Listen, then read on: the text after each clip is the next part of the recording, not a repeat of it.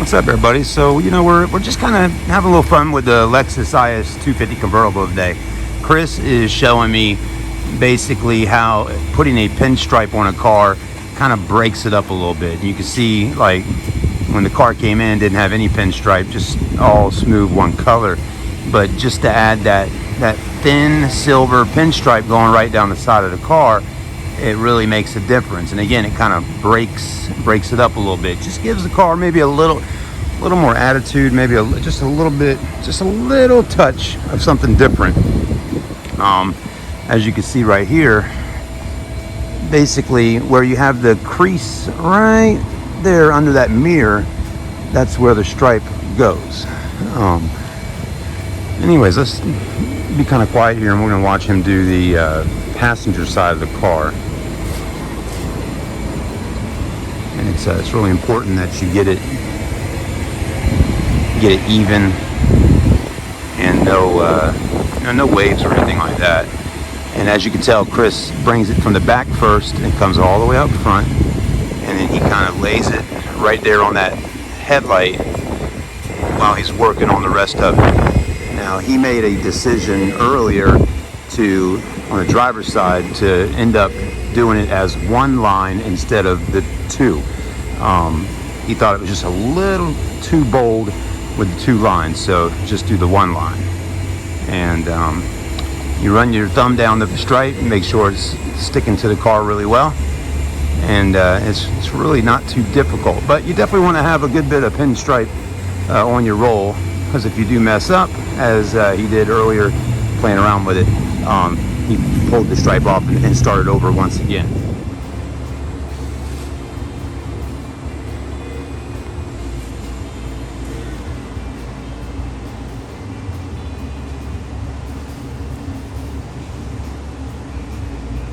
And you can see what we're talking about.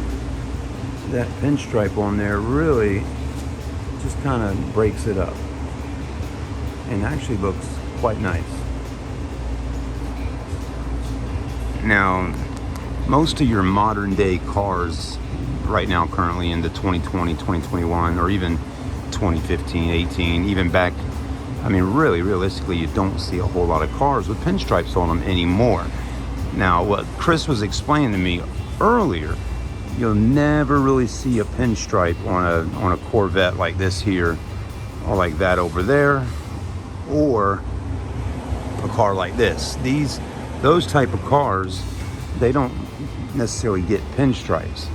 Now, back in the 70s, a Corvette like this over here, you could get away with having a pinstripe on it, but the pinstripe only goes in a certain area on the car. So as I was talking about a minute ago, how the pinstripe basically goes right above or right under, usually above though, that line, that body line on the car that the manufacturer puts on it. That kind of goes the same for even old school cars like this over here.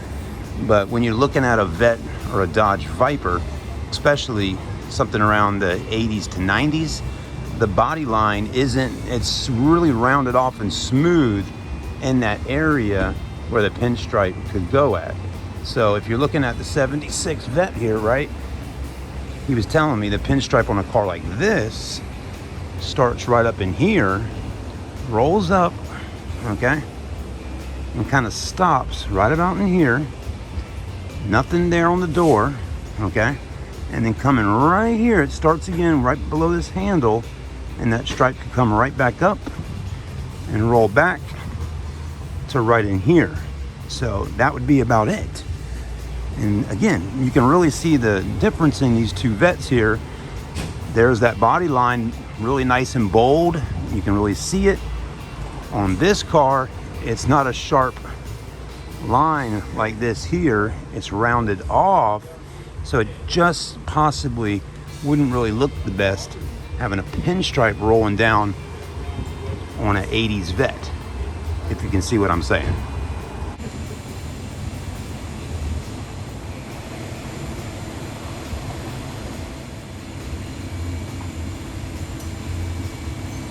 And again, you can see on the Dodge Viper here, right?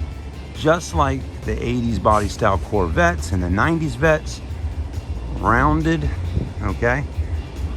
No need to put any stripe anywhere on there. Now, yeah, one thing you can see, and you'll see a lot on Dodge Vipers, is on a Viper, you can see they do the big rally stripes or the racing stripes coming over the hood and then down the back of the trunk.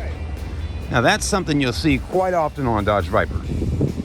Now this Viper here looks the best just the way it is right now. Super clean, no stripes. But again, there's no need to put any type of pinstriping down the side of this car.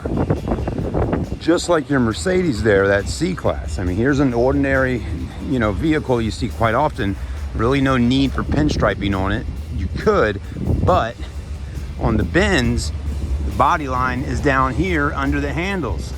So it's too low for a stripe. Again, you usually want your pinstripes a little bit higher up, right up under that windowsill. Let's take a look at a Tesla. Would you put a pinstripe on a Tesla?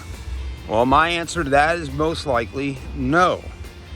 Some people may do it, but again, most likely not so much. Why is that?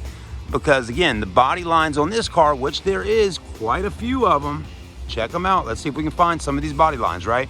Well, on the fender, you got a line right here, right? And that line kind of continues on in the door right up in here. Then the craftsmanship of the car and how they designed it, they brought another line right here, okay? And that line goes all the way back and it still continues. And then that line kind of fades away right up in here on this back door. And just like in the front, as we saw that line up here, phased out and then started, right? Check it out. What's it do? The exact same thing. Fades out and fades in right here and rolls right on back into the back hatch on the Tesla. So, would you pinstripe this? Probably not, because there's just too much going on as far as movement is concerned on the Tesla for body lines. If it had one solid line going all the way down like the Lexus did or some other cars, you could probably get away with putting a nice clean pinstripe on a Tesla. But since they got a line here, a little line there, still a line here, then a line going right on through the middle and then back up, to me it's just too much going on to be able to put a pinstripe on the Tesla. So that's my thoughts. Let me know your thoughts in the comments section. While we're looking at cars today, talking about pinstripes, let's go see a few other cars and see if we can get away with doing a stripe on it. All right, here's a good one for you. Could you get away with doing a pinstripe on a BMW 2012 740i? Absolutely yes. You can see those heavy body lines right under the windows on it. Let's take a look.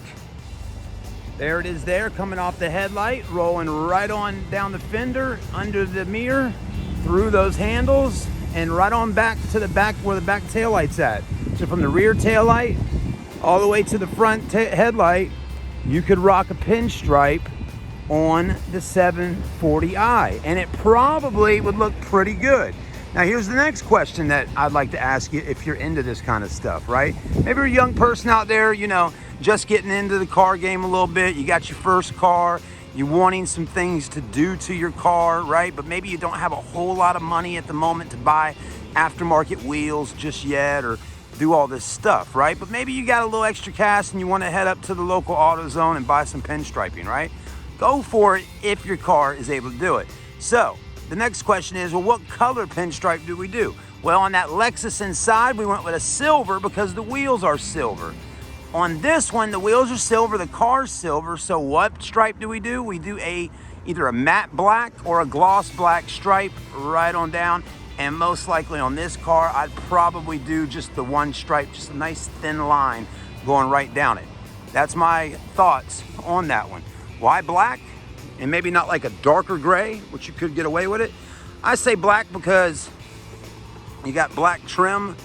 This is black here. black, black. You can get away with that. Dark gray would be okay, I guess, as well, but I really think a nice clean black stripe going down would really kind of set it off, or just leave it just the way it is. Let's look at a few others. All right, here's a good one. A lot of people out there got trucks. Can you pinstripe a Toyota Tacoma truck? Well, you know, again, you can pinstripe any car out there. I mean, if you want to do it, you can do it, right? But you want to make it look, you know, natural and like it maybe came from the manufacturer, right? I don't know, but would you pinstripe a Tacoma? Probably not, because just like the Tesla, the body lines are a little bit kind of, you know, in odd spots, right? And they're not bad spots for this car, but for pinstriping, well, body line here, and it drops down, right? Got that one. Not really much going on the doors, other down bottom, don't mess with that. Then on the back fender there, it flows back in. Again, the body lines that Toyota set up on the Tacoma really are here to give you the effect that the car is a little bit wider, got a little bit wider stance to it, kind of gives it some curves, right? Yeah, you get it, some curves, and you know, just kind of flares out a little more. So you really don't want to pinstripe because the way they got it set up. I mean, realistically, if you wanted to do some type of vinyl graphic on your Tacoma, I would more or less suggest doing something maybe like doing some kind of vinyl graphic in that section right there, right? You know, if you got it lifted up with some big 35s on it, some cool tires, you could do a matte black finish from down there, which would probably look pretty cool, okay? And then the other things you could do, which look best on Tacomas, is probably putting some words on there, right? Like the TRD, stuff like that. Maybe even some type of setup with an American flag logo going off the back or something back there on the back fender. But pinstriping is not gonna be really an option on this car. All right, here's one that came with pinstripes right from the manufacturer. I mean, everybody remembers them. And again, the F-150 here back in like the late 90s, check it out. It's got a pinstripe on it, right? Going right on down. Now, a vehicle that may not have creases and body lines and all like we were just talking about, without those, doesn't always work for a pinstripe, but it's a little bit different on a truck or a vehicle that has a big flat area. Again, like this truck here, it's really just big and flat all up and down the sides, right? So with that being said, it actually kind of benefits the truck to put a pinstripe on it, kind of break up all that flatness there. And it's really at this point kind of a visual effect when looking at the truck and seeing that line going down, kind of gives it a little more, you know, a little more curve to it, even though there's not really any real curve there. All right, here's one we did pinstripes on about a month ago on the Volkswagen Golf GTI. I'm really liking the stripe. Chris decided to go with just one single pinstripe on this one, and this one played out well because, again, look, the body line kind of creases right up in here. In this particular case, he put the pinstripe below the body line and not above, because you can't go above because of the mirror right there. And just one clean silver stripe. Now, typically, I'd say if the car was a different color, let's say this car was burgundy or red, I would have gone with a black one. But silver can play off with this because, honestly, you got black wheels and you can't do a black stripe on a dark blue. It just won't show up all that well. So you can get away with just one clean, thin silver stripe. Here's a Prius. Yes, you can do a pinstripe on your hybrid Prius. And here's the interesting thing with this one. This stripe probably came from the manufacturer or the dealership. Back in the day, there was actually vendors that went around and pinstripe cars on the car lots. Unfortunately, pinstripe is not as popular anymore, so it kind of weeded out all that, and I feel bad for some of those guys out there that really enjoy doing pinstripes like Mr. Chris. You could actually make a job of it, which a lot of people did back in the day, right? Hey, I'm charging for pinstripes, you know? I even remember as a young 17, 18, 20-year-old guy, I remember working at the car lot and someone coming by pinstriping cars, you know, 25, 30 bucks, whatever, to do it. So anyways, here's your Prius. This one, I don't think Mr. Chris did a pinstripe on this one, but here is a nice thick black line here and then a thin black line up top. You can get away with doing a bigger pinstripe on this one because you got a nice heavy body line on that Prius rolling from the headlight all the way to the back to the tail light, which actually looks pretty good.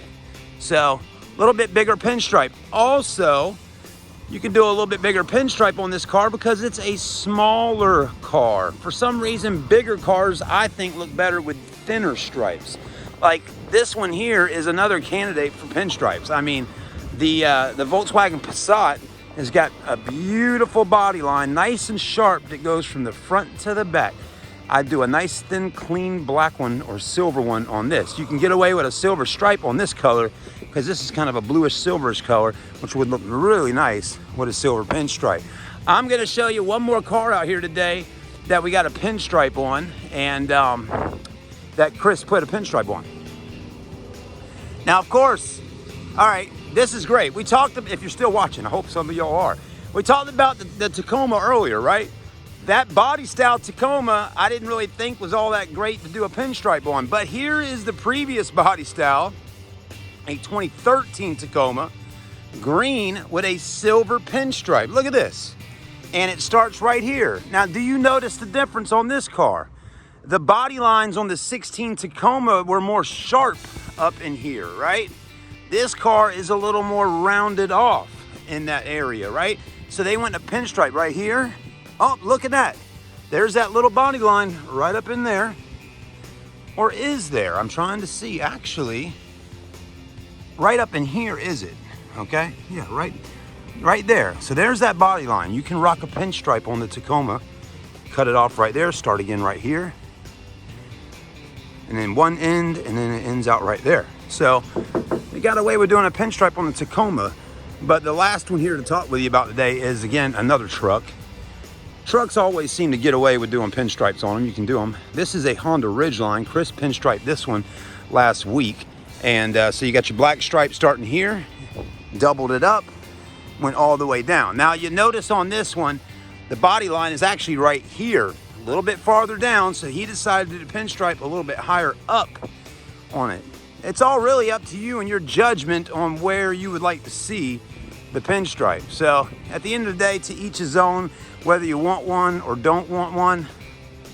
You know, I've had cars where I actually have pulled the pinstripes off because I can tell you, if you put a pinstripe on a car, right, like a new car, and you wait 3 years or however long and you pull it off, in many cases the sun has baked on that car for that time period, and when you go to pull the pinstripe off, I've seen it happen before, the clear coat is a little lighter on the rest of the car and it's brighter under the pinstripe. So sometimes you can still see the outline there of the pinstripe on your car because it was on there for so long, and the paint color underneath the pinstripe was still the original color when the car was new. So think about all that kind of stuff. But there you go. All right, guys, hope you enjoyed the video about pinstripes. We enjoyed filming it. And smash a like, hit a subscribe, and let me know. Do you like pinstriping your car? Are you a pinstriper, or are you not a pinstripe person? What are you? Let me know. We'll see you soon on the next video.